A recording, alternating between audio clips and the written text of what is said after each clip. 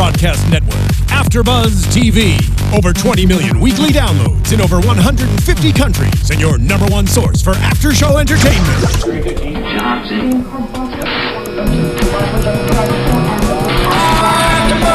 AfterBuzz TV, the destination for TV superfans. Producing aftershows for over 300 of your favorite TV shows. Interviewing celebrities and showrunners. And bringing you behind-the-scenes exclusives. All thanks to E! Entertainment's Maria Menounos, producer Kevin Undergaro, and internet leader Akamai. Now, let the buzz begin!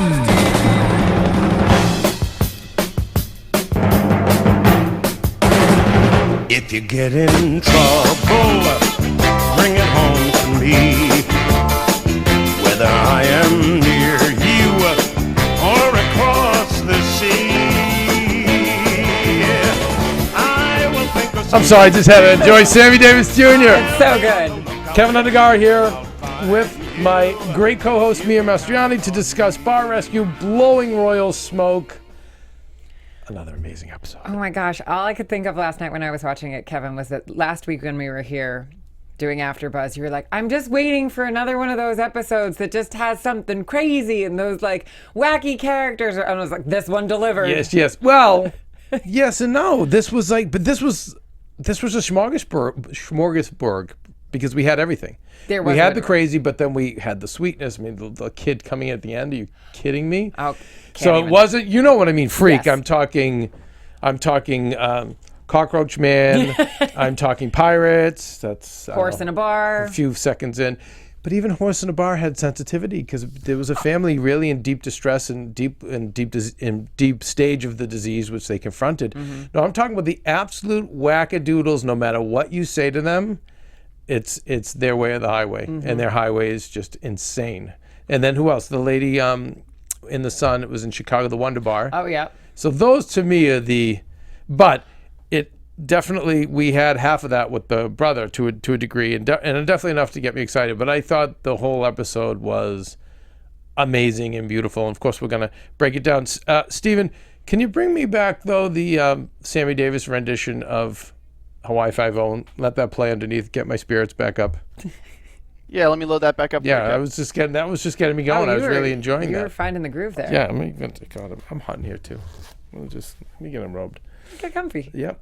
So, okay, before we get into this episode, you and I were talking a little off camera, and I don't know what made me ask you. For you got into bartending right after college. Mm-hmm. So where did you go to college? I went to college at the University of Miami in Miami, Florida. And what did you study? Is it hotel and Theater. all that stuff? Theater. I was a theater major. So crazy. Psych minor. Okay, so what were your aspirations as you studied theater? I am a theater dork. That I grew up through high school doing all the musicals and all of the plays, and that was my passion. That's what I studied. I dorked out on Broadway, and like to this day, I have a Broadway show tunes Pandora station. So you can sing? No, I can't anymore. I used to Wait, sing, stop! but No, I there let is that no. go. You either can or you can't, and it's not like you blew your vocal pipes like a singer would have. So of course you can sing. I don't sing anymore. But you can sing, of course. If you. I used to. Once upon a time, I used to be able to sing, but I kind of let that go. Okay, because I'm playing this song for a reason. No, it's not going to happen. Not today, but right. But can we get? Do you think we could get you to sing the John Taffer theme song? I mean, maybe sometime if we go for karaoke, it could happen. I'm just saying. Steven, you think Mia could sing this, or is it me? I'm going to need some time to work on it, guys. You have 30 seconds. No, okay, no. Sorry, we're gonna let it roll out. So you get your first job out of college. Now, was it one of those things that I'm just gonna attend bar and make some money and then pursue my acting in theater, or it was? Was it just I'm gonna have some fun before I get to the real world? No, it was the typical thing where I'm just out of college. I need something to make some money, and that was basically it. My first bartending job was at an Outback Steakhouse. Okay. I was hired as a waitress, and they quickly found out I was not a good waitress. The reasoning behind, I would sit, like, Outback has this thing. They were one of the first restaurants that were like, sit at the booth and talk to your tables. I made friends with all of my tables, and I would stay there talking to my tables, making friends. But I wasn't running their food. I wasn't bringing their drinks. Gotcha. I was making new friends, and they would come back to see me, but I would sit with them. So I would think nothing of sitting for a half an hour with a table and not going back to the kitchen at all. And they're like, Mia, we love you. You have a great personality. You're generating all of these regulars. People are coming back to see you. But we need to like harness that. And so the manager at the time was like, we're going to train you behind the bar and see how you do. And I've never worked behind a bar before. So it was basically like being thrown in. I got trained under this very salty older gentleman who had been there for years and was rather weathered and kind of cranky, but he took a liking to me for some reason, taught me the ins and outs. Some reason, what a and, surprise.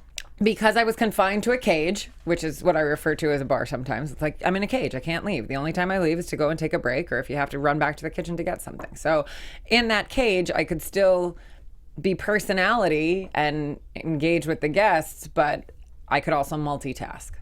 So, okay, and so now we cut to, obviously now you're one of the leading experts in the country. One more question before we get into tonight's show. What's the biggest night you've ever had for tips? Oh, God. I don't even know if that's a fair question. Just one night. It's got to be one night more than the others. There have been a couple that have been over grand, well over grand. Just a couple though? Nothing into the 2000 or? Honestly, like, see the way it's done at Soho House, it's broken down. Our tips go into our paycheck because we're a pooled house. So it's all. But that's I don't different. know. But I don't know what we get nightly. It's all. But you've worked in other weekly. places though. Your whole career is in Soho. I've had some solid nights. I don't know. Really? Yeah. I don't have one that stands out as like, and that was the night I made $7,000. Well, I mean, I just know that even some of the cocktail I waitresses feel like in that Vegas happens in Vegas, but I have who never do the worked bottle in service, Vegas. it's like I know I've been the idiot who's written I've gotten the tab and had to do even the 20 or 30% on a crazy number, and I've seen like, wow, not a bad night's pay. Yeah, I don't think that happens in Vegas a lot. It does happen in LA quite a bit, but I mean, even if that does happen at Soho House, we share. But the tips, but here's the thing: maybe it doesn't happen for the bartenders as much as it does for the waiters, the cocktail waitresses in the VIP areas. Perhaps. Right. I think that's probably more likely. Places that do bottle service. And although you have the looks to do that and the personality if you wanted to, I don't think you'd want to do that. I don't know. I feel right. Like There's a lot of flirting, and isn't there a lot of that involved? I really enjoy having the 4 feet of space behind the bar. Right. Like a lot of bartenders. It's a protection zone. I get it. No, I think that's why this is my space. That is your space. A lot of people graduate from waitress to bartender because of that, and that's why I don't know. I've always probably done better friendship-wise or work-wise with waiters and waitresses than bartenders, because yes, you can get someone like you, who's on it and who's hardworking and just amazing. But then there's an arrogance that develops with a lot of bartenders, that there's a lot more humility with a waiter or waitress, because they take much more of a beating. They don't have that 4 foot of space. They don't have the power to say you're out of here. You guys do, and you don't have that ability. You don't have everyone coming at you begging for a drink on a busy night, and the luxury of just ignoring them. A waiter, it's really hard. True. To ignore a table. So anyway, okay. I don't know why that was all in my mind. Okay. I do want you to sing the theme song at some point. We're going to work on that. Glad we talked about it. I love this episode for so many reasons tonight. Yes, I was so excited when Louis Fitzgerald Kennedy, in the intro, starts screaming. Oh yeah, right off the bat, right from off the the bat, get-go, and you he said, knew it was going to be, we're in for a ride with these and if guys. you're not going to have anything in the bar, you might as well have something interesting. So he's got all creepy doll heads. Creepy dolls. Yeah. What was up with the creepy dolls? Just very creative. Just want to have a good time. Clearly, we've got the one brother who does the cooking and whatnot and is doing all the work, and then we have the brother who's doing the maintenance. But I'd like to say, I believe one of the most run down of all the bars. So we've had the dirtiest, we've had the craziest, we've had ones that architecturally just are damaged. But in terms of neglect, I would agree with you. And I think because this place had been around since '34, which I think is incredible, by the way. I love that, right? Just so from much history. Think of what went on in that place and for how many years. And in the intro, we learned Youngstown experienced 2 kind of jolts back in the 70s when the steel industry kind of up and left, and then another recession in 2008.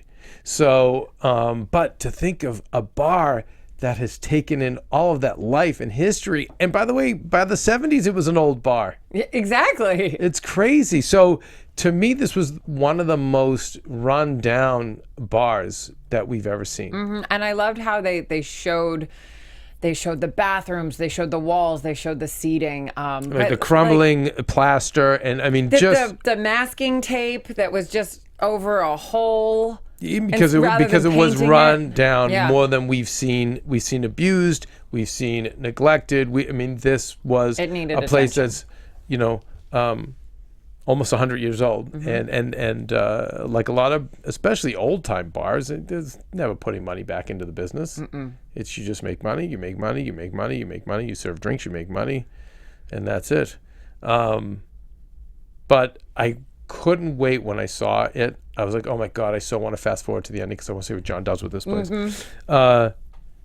Recon, great call by John. Bringing in the show. mayor. Yes. Phenomenal. Right? I loved that tie-in because that is a town that had so much history, and it was a bar that had so much history. So bringing in a political figure that was local was a great tie-in. And he knew the brothers. Yes. And he knew the bar, and he knew the story behind the bar, and he knew the patrons.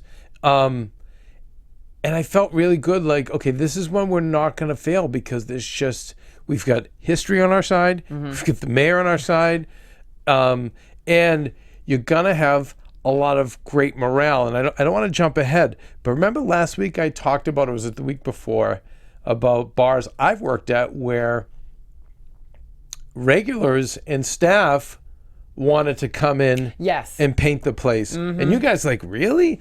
And did you hear that on this show, I was like, they wanted the regulars offered to come in. Which is shocking and so heartfelt. It's not actually wonderful, shocking. You just haven't worked at those kind of bars. Okay. So you makes sense where you've been at South Beach and you've worked at a different bar. But for a local bar, most of these people don't have families, or they've really divorced themselves from the families in favor of alcohol, and then the people that are with them when they're consuming their alcohol, in essence, become their families. And for a lot of these people, it's a fun day.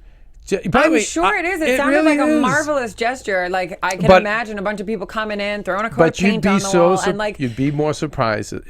We have it here at AfterBuzz too. There's so many days where we'll all get together and we'll just get pizza, and there's not as much pressure on you. It's not like doing a renovation where you have bosses all looking at you. You're having a couple of beers, you're laughing together, you're cranking music, and it's really an effective way to get something great done without having to spend the money if you don't have it. And as I said, I knew a lot of local bars that had that sentiment and even acted on the sentiment. And it was nice to see that. But again, with the type of owners who go, nope, she said, and it got nixed. Yeah. Unbelievable. By the way, I see this all the time, so I'm not gonna really get too deep into this, and I don't want to get myself in trouble because Hollywood is not a nice place. But there's a couple of one brand company I'm working with right now, I'm consulting for, and because of the people that work there, and I believe so much in them and feel so much for them, I'm going way above and beyond to the point that I even have plenty of extra equipment. And when I say this is an international brand, you'd like die if you knew what the brand was, with an intense reach and deep pockets. But I knew that being corporate, they wouldn't want to give out any more money, and if they did, it would probably be like a 6-month process to go get it all approved. So I said, well, listen, here's the thing. I wrote up this thing. Let me and some of the guys go in, and I'll go in for a few hours, just bang all this house, and it was the same thing. Just nope. And I was like, I'll sign whatever release you want. God forbid someone gets hurt, whatever. My people will come in as independent contractors. Well, nope. And for me, I could do it for next to nothing because I know how to do the work. Nope. Okay. And so I had to go back and tell all the other people who work there, like, yeah, I'm sorry, and it's just so disheartening, but I see it a lot. And so the two bosses, it's very easy to just say, nope. And you could see that in the bartender, I forget her name, but the one with the blue and pink hair. She was disheartened. She's like, we really wanted to do it, and the community really wanted to do this and come out and support our bar and do it, and it got turned down. And I know I see it a lot, and And what it does is discourages employees and people from wanting to help because they already don't want to do any more than they have to. And then when you're blessed enough to get people like that, it's like, and instead of embracing them and uplifting them, you say, no. So then what motivation do they really have to do any better than what they're doing? It's sad. We have 4 local girls go in. Yep. And, by the way, we're close to the Canada line, too. Relatively. Right? I don't think it's like exact border, but very, very close to Canada. 4 girls go in and they're disarmed. It was funny because they were so disgusted and horrified. They left even before John or any of the production team communicated with them to leave. Did you notice that? I did, and I was like, "Well, I think that was a first." Yeah. The recon people were like, "Oh no, no. Done." But I don't blame them. Like watching that girl. One girl ordered a draft beer, and you could tell by what was coming out of those taps that was filthy. Oh my God! We did not have any upkeep, probably since it was open, which is ironic because the side of their building does say "finest bar taps." Or it alluded to that in the advertising on the side of the building, which I found fascinating. But it was all foam, and that is an indication of dirty lines, of neglect, and she said it was warm. And as I told you last week, I don't even know if we were on the air when I told you, but and this is to other people too. If you're going into a bar and you think, if there's any side of you that is worried about how, well, I put my jacket back on now that REC is back up and running. If any side of you is worried about the quality of the beer or the draft, order a bottle. Yeah, order a bottle, because a draft line that's not clean has mold, other sediment, and that's why Bacteria. a lot of times you get you get a worse hangover off drinking keg beer. That's generally why, because the taps and the things are dirty. Anyway, yeah, seeing that, I could see where they're horrified. I also think they were horrified by the clientele. And did you see one of the commercial Podbusters where the guy, one of the drunks fell by the bar and smashed his head? Yes. It was, yeah, awesome. And of course, my girlfriend's thinks it's the funniest. Like, she loves that kind of humor. When people fall. Oh yeah, she thought that was the funniest thing she'd ever seen. Okay, so I think I'm starting to also like more and more on the show is when John has his, that's it, I'm going in. Like he just can't take it anymore. There was an added pressure that he's sitting next to the mayor, who was just appalled. I don't think he maybe understood what he was getting into with Recon, but and then the there nudity. was a lot happening in there. So the nudity happens, leading up to right? Louis dropping his pants. And then that's it. That's it. I just love when he snaps. He can't take it, and he can't sit and watch it anymore. And in he goes, and again, in comes the sheriff, and just standing there. So good, right? And just watching them, and they're continuing on it and continuing on. And the brother, John Fitzgerald, JFK. He, who was normally the good one, this was his night to get drunk. And you could see, if you could notice, underneath all the drinking and the bravado, still was, it wasn't a guy looking to confront John. It was like, we drink hard and we play hard. Yep. He didn't want to disrespect the people around him, but he also didn't want to back down and look bad around John. And then it's like, come on, dude, let's just do a shot. And then he tried to throw out one funny line. He looks... John went on about his kid, well, he's got a better face than you, or something like that. Yes. And then John wisely walked out, but it was Louis that had more sense at that moment. At that moment, yes, because John was just off on another level. I mean, he had seriously been going for it, I think. Louis, I just think, is a loose cannon consistently throughout the episode. You know what else I noticed with Louis, too? You notice the coffee cup? Mm-hmm. So I'm like, oh, he likes his coffee, huh? And then there was a close up of the on the first stress test of the green bottle of beer being poured into the cup. Mm-hmm. But literally throughout the episode, he had that. So again, as I say every week to you guys, most of these owners have there's drinking issues involved here, and I think when I'm always leery of the coffee cup filled with alcohol is usually a good sign that that's someone who needs the drink going through their body continually. And then most of the handymen I know that drink like that generally don't do much work.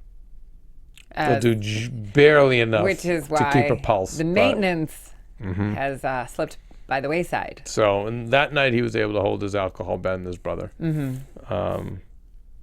John walks out and he comes back the next day and greets the staff. And it was interesting. John's like so good because he held up the glass to was John so impactful and said, "This is the face of your son," and then it hit him. It really was very powerful because the day after coming in sober, probably not feeling his best, to be confronted with that and having John say, "What did I tell you I wanted you to see in the bottom of that glass? Look at your failure. See the face of your son every time you take a drink in this bar." And he lost it, and understandably so. And everyone lost it too. And it was a domino effect down that line. Yeah. Like the chef, I mean, the chef said I've known him since we were 11, and it was great because they all liked them as people. Yeah. They, all the staff actually liked them. And you could feel it was genuine. It was genuine. There isn't always that support as a team when you walk into these bars, but this crew really, you could tell it was genuine. And for the chef to get that emotional and say that he was invested because they had such a history together, it was amazing. Since 11 years old. Again, I give John so much credit for just knowing what buttons to push. He tried it the first night, but he was too drunk to hear it. And then he went for it the day 2, and it hit home. And it was something. It was really special. And again, it's like it's like John has such a talent that, and I know how we can't do this show forever. But I feel like that we have to see that talent elsewhere because that just supersedes bars. Mm-hmm. I still feel like wherever I put that guy, he's going to fix it. Oh, yeah. He's going to figure it out. Absolutely. It comes so naturally to him, too. It's, he's like, it's genius-like in that, like they say, most geniuses are people who have a lot of talent.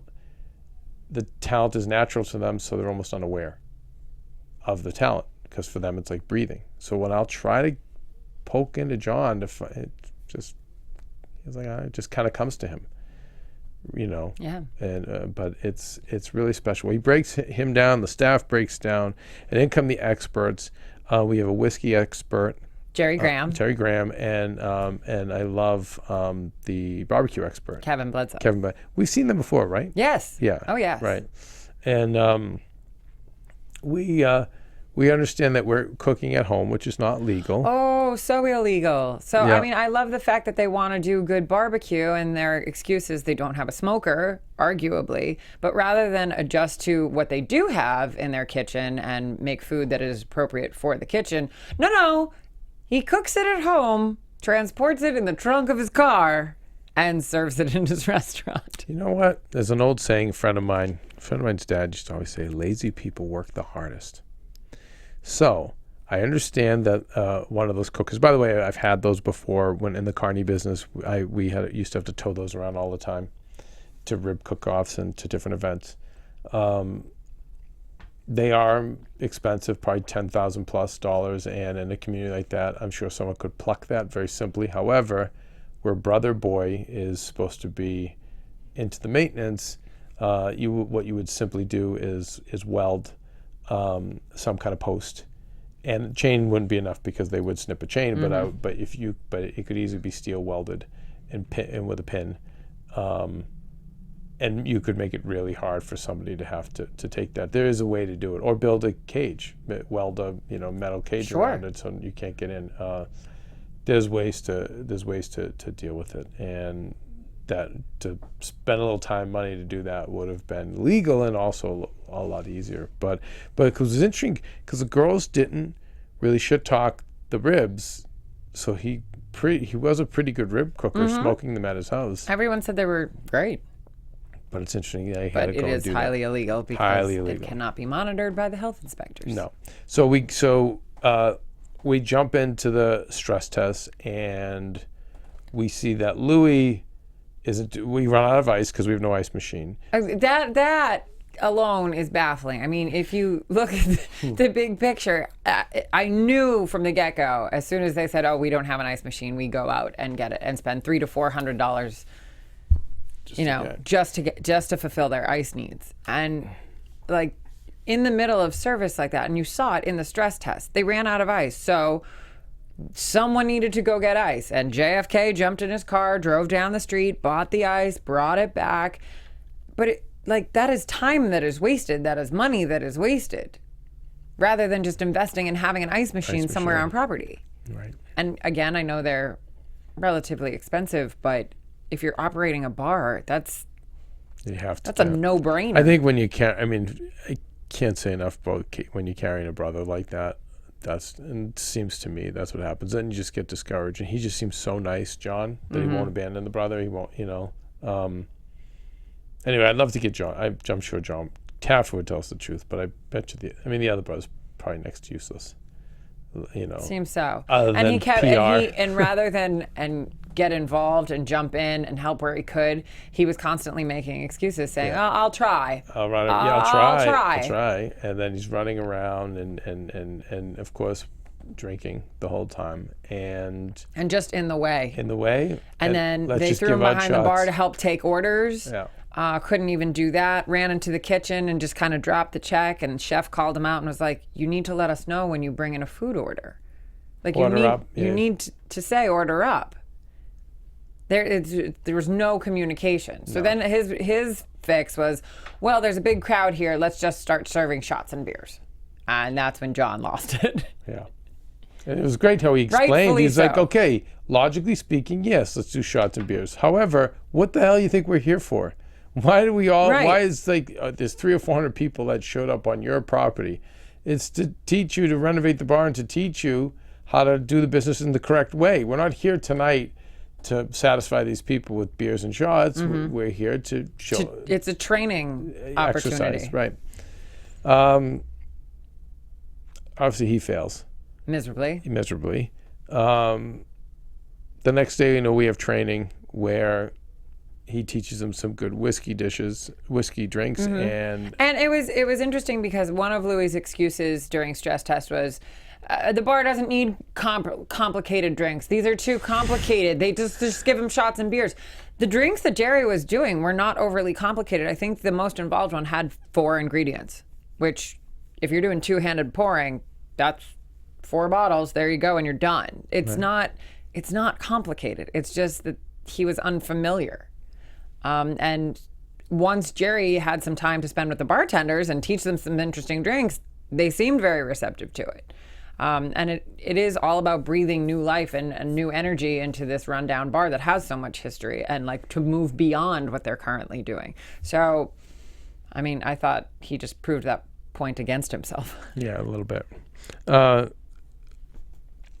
know we go into the training and we get more extensive training of the whiskey and and ribs and barbecue in general, which looked amazing.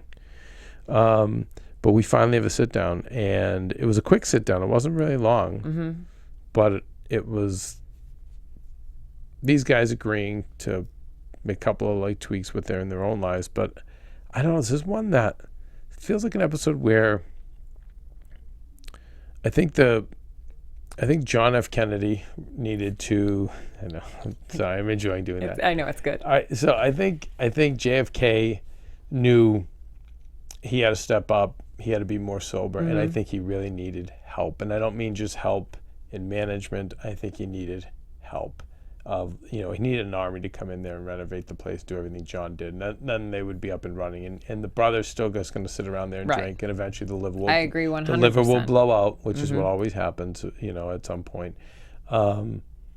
But the bones were all good on this one. He really this poor guy really needed John. He really needed the help. They all need the help, but even with John's help, he could not have done this on his own. Yeah, no. Even with John's help, some of these people they're not capable. The way they're wired, whatever in their DNA, This guy though, it wasn't so much he had to go, and other people have to change so many things. No more drinking at work. Louis, you're going to stay home. You're going to manage the kitchen. You're going to manage the bar. There was none of that. There was none of it. This was just a guy that was a very nice guy who was very overwhelmed, carrying his brother, and And when you have addiction and alcohol, it's just a darkness, like it's like a cloud that just creeps in and brings everybody down. But I will say this as well. It's like it will be moving forward, John that's leading this bar, which I think he was carrying the weight of it anyway. In addition to his staff that like in that original Well, you had the staff behind you, the community was behind and now you. that they had some training, I He mean, that just chef needed John Taffer and seemed bar rescue. capable. Like once Kevin's training was awesome when he was putting the black pepper and he's like, well, this gives you a map and then you can see where the other spices go, and like teaching them how to break down a brisket so that every single component of it has a use, has a purpose, and that can be used in serving their food there. And like that chef can then go forward with that knowledge and continue to do that. And like I think his friendship with John is going to push him to that next level. Yeah, and it was a family environment there. I don't think anyone wanted to leave the family. And I think the good thing about Louis Fitzgerald Kennedy is that he wasn't, even though we've had the drunks before, he's not a harmful drunk. He's not harmful in the respect that he's trying to assert, we've seen that, his authority, his control, his crazy initiatives. No, he was more apathetic. No, he was. He had his stupid things with the dolls, but John said take him down. He took him right down, and I think he's happy to go sit in the corner, drink, and make people laugh. Yeah. And if that's just what we have to deal with, if that's if that's the workaround that has to happen, fine. But that's why I had such a good feeling about this bar, that it was gonna work. Before we get into the relaunch, there was some sociologist, and again, if I had my original notes, which I forgot today. The third venue. Yeah, it was right. It's called the third. I forget the technical So term what that is it? they did First in is the home. science beat. So the theory is that you have three places: your home, your work, and then your third place, which for most people is a local bar. It's the place that you gather socially that is not your home and is not your work. At Soho, you have a lot of third place people there, right? Would you say? Yeah, Soho's totally the third place for so many people. Wow. I mean, we're a private members club, and we see some of the same members 5 out of 7 nights a week. I think we have it here at AfterBuzz too. This is the third place for a lot of people as well. I'm But sure it was it very is. cool just to hear that. It's a sense of community. Yeah, but to hear it spelled out, you're right. That makes sense. You've got your home, your work, and then blank. And sometimes I know people who it's the gym. Yes. They're like those gym regulars. Okay, so finally we get to relaunch, which I was so excited about, and we freshen up the old sign. I mean, and John. Can we talk about John's entrance? Yes! Oh my God! Awesome. In the 1930s car with the old timer, I loved it. That was so amazing. So amazing. He just comes rolling down the street and beeps the horn. I just thought that was so cool. Yeah, it was. It was an interesting, like, normally you just see them and there's the turnaround, but to have like an entrance that tied into the history And a of the ribbon city. cutting. Yes. It was just nice to see. Everyone got it. I knew I wasn't gonna go to bar rescue updates and read about them changing the name. I knew like this was all good. And every single bit of it was such a tribute to the history of the town. So we get the sign back. So it's that old neon sign that probably had been there since the 40s. Who knows? 30s, I think. Well, you think it was the original one? I think so. I mean, the way it looked, it probably was. And so then that gets fixed. It's restored and rust-proof. So John knows that they're lame and never going to touch it. So he's like, great. And that'll be great for the next 40 years. He paints the outside. And then we go inside and we basically rehab this old building.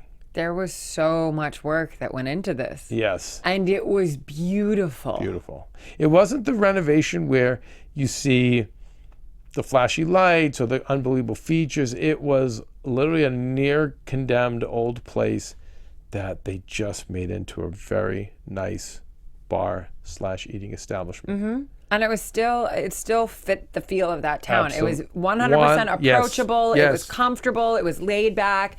It wasn't going to be off-putting to anybody, any of the regulars. I think any of the regulars that went in there would really enjoy that atmosphere. I'm sure they did. It was beautiful. And the booths that they put in for dining that Right. were so much better than what they And had so had now before. imagine you go there and you're getting really good ribs. Like, so you have your ice machine, but you also have an amazing rib cooker. Oh, good stuff. And I love I love when the wife brought the son. And, I teared up a little with Yeah, that me little too. kid. He was precious and came right in and thanked John and said, "You did a good job." And then John said, "Your dad did a good job. Yeah, I'm going Dad. again." There they are Yeah, again. yeah, and he said, It "Don't was- yell at my dad." don't He's yell like, at "No, my I didn't. I won't do that, buddy. We work It together." was really sweet. Yeah, no, it's nice to see you well up with tears too, because It the gets- show it always gets to me. every week they get me. Because I know that I know what it's like to be there for a week and have an impact on people's lives who genuinely appreciate it and need the help. Yeah, and And- these guys did. And they did. And needed the they help. get a fresh beginning. Yeah, and so many people benefit, and that's why I'm such a sucker for this show. And speaking of the Bar Rescue updates, I went, and 100% of the reviews were amazing, and that was so nice to see. Everyone was like, "We love the food, we love this, we love that." It recently was renovated, and yada yada yada. It was great. So, this was another home run. I think, and I think it would go against the show, but it does make me believe. I wonder if John and them shouldn't be a little bit more sensitive to trying to keep the names of places, unless it's O-Face, only because it's almost like we're setting ourselves. It sets the show and John up for failure when you just know you're dealing with one of these stubborn psychos, and you go to all this work just for them to pull the plug on it. I mean, I guess. I see both sides to it. Here in this particular rescue, I think keeping the name. It was history. You had to. It was historic, Right. and it was still breathing new life into this. But that name meant so much to the town. It had been an establishment like that had been there since the Right. third. Everybody, generations knew what this bar was, But I also see the some of other them end don't of the work. coin. Yeah, no, some of them is don't work, and they have to when go. John goes in and a business has been. A lot of times people will buy into a bar that is already named and they never change the name and make it their own. They just run with the name that they bought the bar with. And from that point on, when John launches a new concept and a new business, it makes sense to christen it with a new name, to give them a brand new start. Say, It makes sense, but again, you have to sometimes know your players. So you have to know sometimes, or you don't have to, but I'm saying, I just wonder, when you just know someone's that staunch, it's like you almost maybe want to give them that and then try the other things and get them play along in the other ways. But I mean, I would say maybe 10% or 5% of the bars, I'm like, maybe you could have just given the idiot their way and maybe you would have gotten better results. But, again, marginal. But it was just nice that it was just nice to watch this. Everything came together, and to know that these guys were going to be like the guys on Spirits on Bourbon, where they were going to they were going to like it, be appreciative. I'm sure they'll have a few laughs about what they saw and how they drank, but overall, yeah, this was to me an A+ show, an A+ rescue. I loved it, and the tease for next week, I think I have another kook. you just Right. might, Kevin. Right, so now so I brought that up to you, and this is going to be an episode, Spoiler right? alert! It's another one of mine, and I will just say that it was one of my favorites to be a part of. On a personal note, I won't give away any spoilers, but I got very, very attached to this group.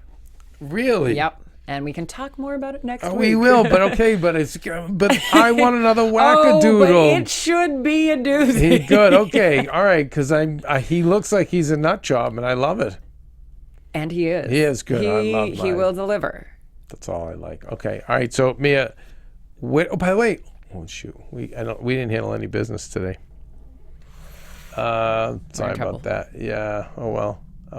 Well, we'll remember our sponsors next week, I guess. You guys, if Still love and appreciate them. we love your questions and comments on iTunes and on YouTube, and you can tweet at Tall Mia, and what's the Twitter other- is tall_Mia. Instagram, tall Mia. Tall Mia. Still want to fix that. I don't know why it annoys me. I don't either. And I'm Adam DeGaro, and we will be back next week. Indeed. And we will deal with our, fingers crossed for a crazy episode. In the meantime, don't go changing. From executive producers Maria Menounos, Kevin Undergaro, Phil Svitek, and the entire AfterBuzz TV staff, we would like to thank you for listening to the AfterBuzz TV network. To watch or listen to other after shows and post comments or questions, be sure to visit AfterBuzzTV.com. I'm Sir Richard Wentworth, and this has been a presentation of AfterBuzz TV. Buzz you later. The views expressed herein are those of the hosts only and do not necessarily reflect the views of AfterBuzz TV or its owners or principals.